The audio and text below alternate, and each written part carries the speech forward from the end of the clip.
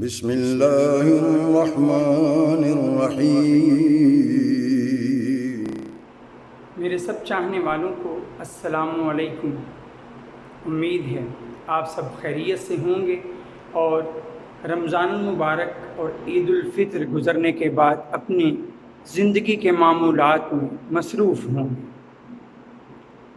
زندگی کے معمولات میں ایک بات یہ بھی ہے کہ انسان اپنے لیے، اپنی ذات کے لیے جب کسی چیز کا انتخاب کرتا ہے تو بہت دیکھ بھال کے کرتا ہے۔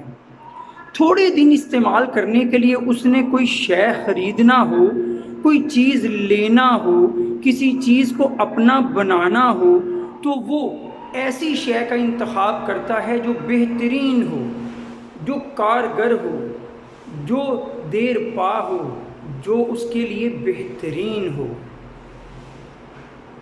اور بعض اوقات انسان اپنی زندگی میں جس کے ساتھ اس نے ہمیشہ وقت گزارنا ہے، ہمیشہ کی زندگی گزارنا ہے، جسے اپنا جیون ساتھی چننا ہے، بعض اوقات اس کے انتخاب میں انسان سے کوتاہی ہو جاتی ہے۔ انسان جسے اپنا جیون ساتھی اپنی یعنی بیوی کے طور پر چن رہا ہوتا ہے، یہ دیکھنا تو بعد کی بات ہے کہ وہ اس کے لیے بہترین ہوگی یا نہیں ہوگی۔ سب سے پہلے تو یہ دیکھنا ضروری ہے کہ جس سے وہ شادی کر رہا ہے، جس کو وہ اپنی بیوی بنا رہا ہے، وہ اس کے لیے جائز بھی ہے یا نہیں ہے۔ یہی آج میرا موضوع ہے کہ انسان رشتے کے انتخاب کے وقت، بیوی کے طور پہ چنتے وقت کسی کو کم از کم پہلے یہ ضرور دیکھے کہ وہ رشتہ اس کے لیے جائز بھی تھا یا نہیں۔ سورہ نساء 4 پارے کا اختتامی حصہ، اس کی آیت نمبر 22، 23 اور 24 میں اللہ تعالیٰ نے انہی عورتوں کا ذکر کیا ہے، انہی لڑکیوں کا ذکر کیا ہے جن کے ساتھ شادی جائز نہیں ہے۔ تو ہم سب کو ان رشتوں کا علم ہونا چاہیے۔ میں آپ کے سامنے پہلے سورہ نساء کی یہ آیات پڑھ دیتا ہوں، پھر آپ کو ان کا ترجمہ بھی پہنچا دیتا ہوں تاکہ آپ کو سمجھنے میں آسانی رہیے۔ دیکھیے، یہ سنیے گا، سورہ نساء کی آیت نمبر 22 میں آپ کے سامنے پڑھ رہا ہوں۔ وَلَا تُنْكِحُوا مَا نَكَحَ آبَاؤُكُم مِّنَ النِّسَاءِ إِلَّا مَا قَدْ سَلَفَ إِنَّهُ كَانَ فَاحِشَةً وَمَقْتًا وَسَاءَ سَبِيلًا۔ اور نہ نکاح کرو ان سے جن سے نکاح کر چکے تمہارے باپ، ان عورتوں سے نکاح نہ کرو، ہاں مگر جو پہلے ہو چکا سو ہو چکا، بے شک یہ بڑی بے حیائی کا کام ہے اور برا کام ہے اور عذاب کے لائق کام ہے، وساء سبیلا، اور برا راستہ ہے۔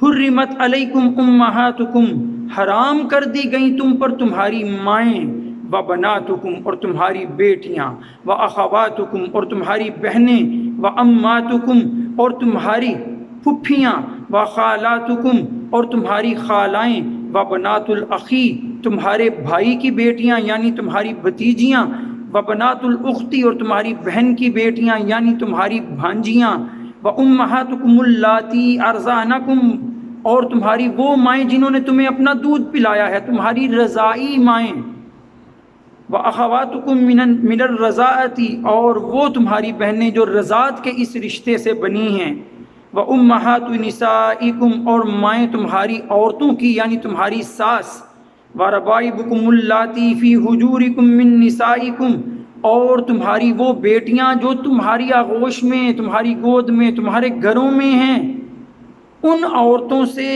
اللاتی دخلتم بہن، جن سے تمہاری صحبت ہو چکی، تمہارا تعلق قائم ہو چکا، فإن لم تکونوا دخلتم بہن، اگر تمہارا تعلق ان سے قائم نہ ہوا ہو، فلا جناح علیکم، تو پھر کوئی گناہ نہیں، وحلائل، اور بیویاں، ابنائکم، تمہارے بیٹوں کی، الذین من اصلابکم جو تمہارے صلب سے ہیں، تمہارے حقیقی بیٹوں کی بیویاں، وَأَن تَجْمَعُوا بَيْنَ الْأُخْتَيَيْنِ اور یہ کہ تم دو بہنوں کو اکٹھا کرو ایک وقت میں، إِلَّا مَا قَدْ سَلَفَ مگر جو کچھ پہلے ہو چکا سو ہو چکا، إِنَّ اللَّهَ كَانَ غَفُورًا رَحِيمًا بے شک اللہ بخشنے والا رحم کرنے والا ہے، وَالْمُحْصَنَاتُ مِنَ النِّسَاءِ اور وہ عورتیں جو کسی اور کے نکاح میں موجود ہیں ابھی، وہ بھی حرام تم پر۔ اب دیکھیے اس میں پہلے تو سمجھ لیں 3 طرح کے رشتے بتائے گئے ہیں۔ ایک ہیں حقیقی رشتے، حقیقی رشتے، حقیقی ماں باپ کی وجہ سے جو وجود میں آتے ہیں انہیں ہی اصلی حقیقی یا صلبی رشتے بھی کہا جاتا ہے۔ دوسرے رشتے ہیں مصاہرت کے رشتے، سسرالی رشتے دار، ان میں بھی حرمت کے رشتے بتائے گئے۔ اور تیسرے ہیں رضاعت کے رشتے، دودھ شریک رشتے، ماں کے سوا کسی اور عورت نے کبھی 2.5 سال سے پہلے 2 سال سے پہلے اگر دودھ پلایا ہے کسی بچے کو تو اس کے جو اولاد ہوگی وہ رضاعی بھائی بہن بن جائیں گے۔ تو دیکھیے اس میں حقیقی مائیں بھی، خواہ وہ آپ کی اصل مائیں ہیں یا آپ کے باپ کے نکاح میں ہیں، ستیلی مائیں ہیں، وہ آپ کے لیے حرام ہیں۔ آپ کی حقیقی بہنیں ہیں یا ستیلی بہنیں ہیں یا رضاعی بہنیں ہیں، وہ آپ کے لیے حرام ہیں۔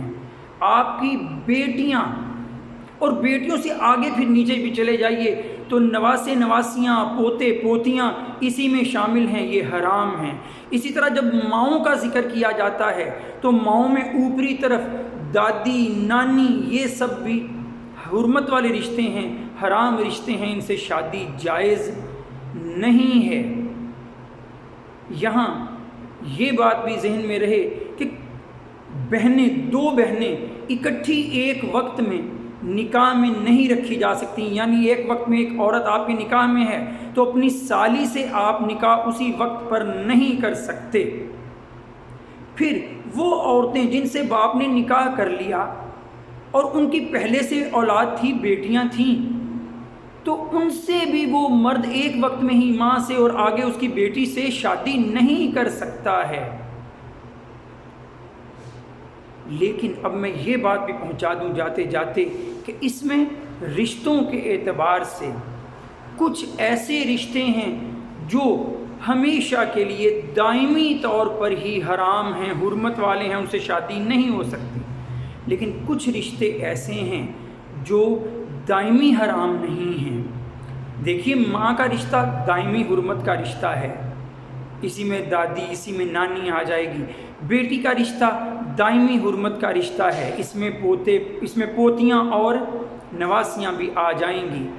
اسی طرح رضاعت کے رشتے اس طرح جو قائم ہوں گے یا مصاہرت کے، یہ دائمی طور پر ساس کا رشتہ ہوگا ایسا کہ جس سے نکاح نہیں۔ لیکن اس سے ہٹ کر کچھ رشتے ایسے ہیں جو دائمی حرام نہیں ہیں۔ مثلا یہ جو 2 بہنوں کا میں نے ابھی ذکر کیا، اگر ایک لڑکی سے شادی ہوئی تو اس وقت تو اپنی سالی سے شادی نہیں ہو سکتی، لیکن اگر طلاق دے دی جاتی ہے عورت کو، وہ عدت پوری اپنی کر لیتی ہے، تو اس کے بعد اس کی بہن سے شادی جائز ہے۔ ایک وقت میں دونوں کو اکٹھا نہیں کیا جا سکتا۔ اسی طرح جو کسی کے نکاح میں ہے عورت، وہ اس وقت تک آپ کے لیے حرام ہے جب تک وہ کسی کے نکاح میں ہے، لیکن وہ شخص اگر اسے طلاق دے دیتا ہے، چھوڑ دیتا ہے، تو ایسی صورت میں وہ عدت جب پوری کر لیتی ہے تو اس کے بعد وہ حلال ہے آپ کے لیے۔ کچھ رشتے ایسے ہیں جو دائمی حرام ہیں، کچھ ایسے ہیں جو وقتی حرام ہیں۔ ہمیں ان مسائل کو سمجھنا ضروری ہے تاکہ ہم رشتوں کے انتخاب کے وقت کہیں ایسے رشتوں کو مت منتخب کر بیٹھیں جو ہمارے لیے حرام اور ناجائز تھے، اور پھر اللہ کے غیظ و غضب کو ہم دعوت دے رہے ہوں۔ اللہ ہمیں صحیح شے کا انتخاب کرنے، صحیح عورت کو چننے اور اپنی زندگی کا ساتھی بنانے کی توفیق عطا فرمائے۔ وآخر دعوانا ان الحمد للہ رب العالمین۔ السلام علیکم۔